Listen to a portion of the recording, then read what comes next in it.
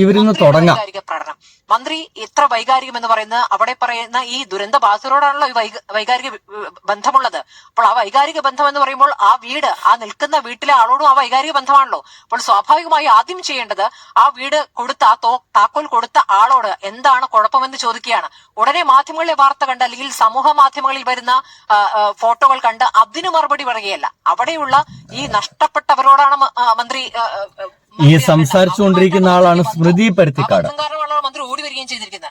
സ്മൃതി പരുത്തിക്കാട് എങ്ങനെയൊക്കെയാണ് സംസാരിക്കുക നമുക്ക് കൃത്യമായിട്ട് അറിയാം. ഈ അടുത്ത കാലത്ത് എല്ലാവരും കൂടിയിട്ട് ഇവരൊന്നും എടുത്തിട്ട് എയറിലാക്കിയായിരുന്നു. ഇവരെ വായിൽ നിന്ന് വരുന്ന ചില വാക്കുകളൊക്കെ അങ്ങനെ ആയതുകൊണ്ടാണ് എയറിലായത്.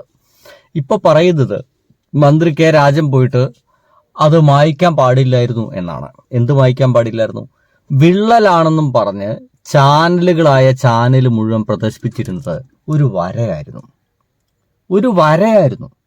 അതൊരു പെൻസിൽ മാർക്കിംഗ് ആണെന്ന് 100% ഉറപ്പിച്ചു നൽകുകയാണ് മന്ത്രി രാജൻ ചെയ്തത്. ഇനി എന്താണ് ആ വര എന്നൊക്കെ ആളുകൾക്ക് ഭയങ്കര കൺഫ്യൂഷനാണ്. തീരെ മനസ്സിലാക്കാൻ പറ്റാത്ത രീതിയിലൊക്കെയാണ് ആളുകൾ അതിലിടപെടുന്നത്.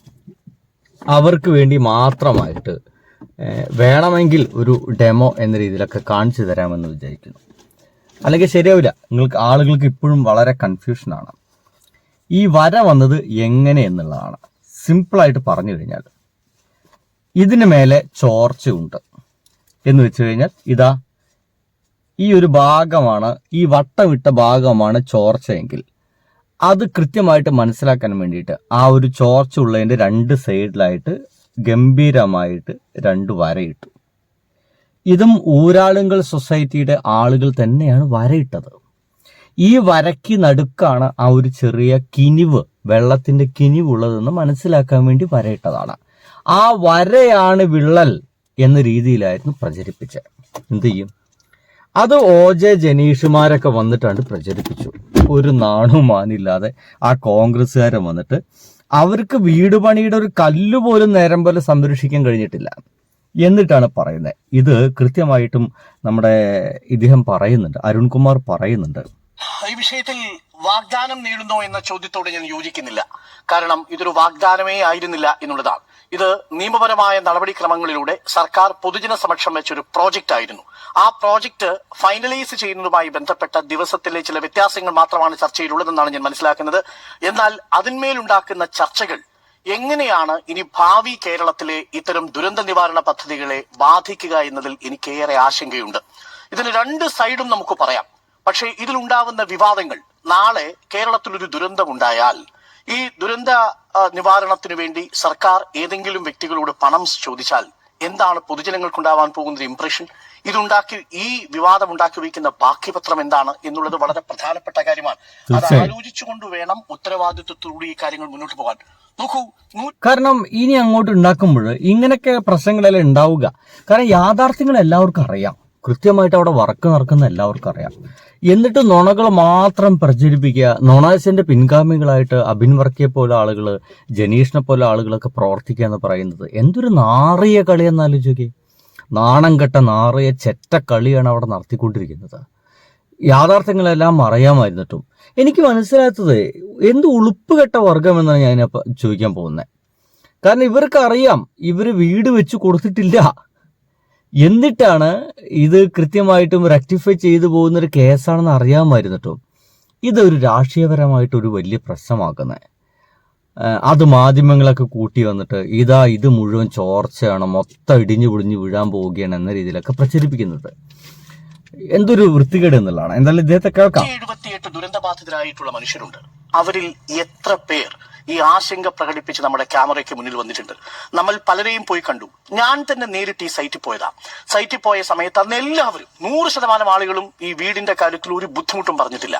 ശരിയാണ്, താമസിക്കുന്നത് ചിലപ്പോൾ വിഷുവിന് മുമ്പ് കയറി കഴിയാൻ പറ്റുന്നു. പക്ഷെ ഞങ്ങളുടെ ദിനബത്ത കിട്ടണം, ഞങ്ങൾക്ക് നൽകിയിരിക്കുന്ന എന്റർപ്രണൽ അസിസ്റ്റൻസ് കിട്ടണം എന്നീ 2 കാര്യങ്ങളാണ് അവർ പറഞ്ഞത്. വീടിനെ കുറിച്ച് ഒരാൾ പോലും ആ സമയത്ത്, അതായത് ഈ വീട് കൈമാറ്റം നടന്നു കഴിഞ്ഞതിന് ശേഷമുള്ള സമയത്ത് ഒരാൾ പോലും പരാതി ഉന്നയിച്ചിട്ടില്ല മാർച്ചിന് ശേഷം. കാരണം അവർ വിശ്വസിച്ചത് വിഷുവിന് മുമ്പ് ഒരു പക്ഷേ കയറി കടക്കാൻ കഴിയുമായിരിക്കും എന്നുള്ളതാണ്. എന്നാൽ അത് കഴിഞ്ഞില്ല. വീണ്ടും ഒരു 3 ആഴ്ച കൂടി സമയം അനുവദിച്ചിരിക്കുന്നു. കൃത്യമാണ്, ഇദ്ദേഹം പറയുന്നത് വളരെ കൃത്യമാണ്. കാരണം വീട്ടിലേക്ക് കയറി താമസിക്കാൻ കഴിഞ്ഞിട്ടില്ല. അത് ഇനിയും താമസിക്കാൻ ഒരുപക്ഷെ സാധ്യതകളൊക്കെ ഉണ്ട്. അതൊരു യാഥാർത്ഥ്യമായിട്ടുള്ള കാര്യമാണ്. അതിന്റെ പുറകിൽ പലവിധ കാരണങ്ങളുണ്ട്. തൊഴിലാളികളുടെ എന്താ പറയുക ദൗർലഭ്യമൊക്കെ അതിന്റെ ഭാഗമാണ്. ഇനി കോൺഗ്രസ്സുകാർ വീട് വെച്ച് കൊടുത്തിട്ടില്ല. കോൺഗ്രസ്സുകാർക്ക് എന്തായാലും ഇത്തരം പരാതികളൊന്നും ഉണ്ടാവില്ല. അതിനെക്കുറിച്ച് ഇദ്ദേഹത്തിന്റെ വാക്കുകൾ ഭയങ്കര രസമാണ്. നിങ്ങൾക്ക് യൂത്ത് കോൺഗ്രസിന്റെ നേതാവ് ഇന്ന് അവിടെ വന്ന് ആ ലീക്കിനെ കുറിച്ചൊക്കെ പറയുന്നത് കാണുമ്പോഴേ ഒരു കാര്യം ശരിയാ, യൂത്ത് കോൺഗ്രസും കോൺഗ്രസുകാരും വെച്ചു കൊടുത്ത വീട്ടിൽ നിങ്ങൾക്കൊരിക്കലും വിള്ളൽ കണ്ടെത്താൻ കഴിയില്ല.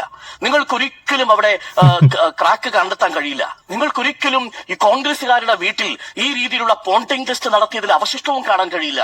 നിങ്ങൾക്കൊരിക്കലും കോൺഗ്രസുകാർ വെച്ചു കൊടുത്ത വീട്ടിൽ 2 വരയിട്ട പെൻസിൽ കാണിച്ചു കൊടുക്കാൻ നിങ്ങൾക്ക് കഴിയില്ല. കാരണം അത് കാണിച്ചു കൊടുക്കണമെങ്കിൽ അവിടെ വീട് വേണം. പക്ഷെ കോൺഗ്രസിന്റെയും യൂത്ത് കോൺഗ്രസിന്റെയും പ്ലാൻ അനുസരിച്ച് അവിടെ വീടില്ലാത്തത് കൊണ്ട് വീട്ടിലെ വിള്ളലും കാണിച്ചു കൊടുക്കാൻ പറ്റില്ല.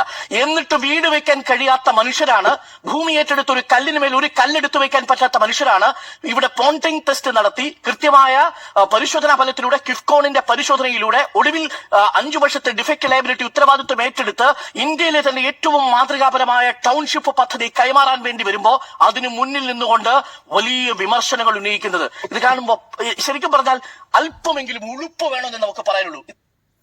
ഞാൻ ഇദ്ദേഹം ആ വാക്ക് ഉപയോഗിക്കുമെന്ന് ആലോചിച്ചിരുന്നു. ഉളുപ്പൊരല്പമെങ്കിലും ഇദ്ദേഹം ആ വാക്ക് ഉപയോഗിക്കും. പക്ഷെ അദ്ദേഹം ഉപയോഗിച്ചു. ഈ ഇത്ര സന്ദർഭത്തിൽ കോൺഗ്രസ്സുകാരോട് ഒരു അല്പം ഉളുപ്പുണ്ടോ എന്നൊക്കെ നമുക്ക് ചോദിക്കേണ്ടി വരുന്നു. ഇത് മാത്രമല്ല, ഇതൊക്കെ നമ്മളൊക്കെ കൂട്ടുകാരായിട്ടുള്ള ആളുകളെ മുമ്പിലൊക്കെ നമ്മൾ ഇതിനേക്കാൾ വലിയ വാക്കുകളൊക്കെ നമ്മൾ ഉപയോഗിച്ചു പോകും. കാരണം വൈകാരികമായിട്ട് നമ്മൾ ഇടപെട്ടു പോകും.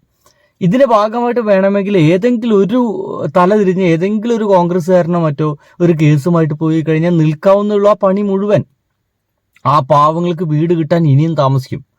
അത്തരം ചെറ്റത്തരമെങ്കിലും നിങ്ങൾ ചെയ്യാതിരിക്കുക എന്നുള്ളതാണ് കോൺഗ്രസ് അടക്കം പറയാനുള്ളത്.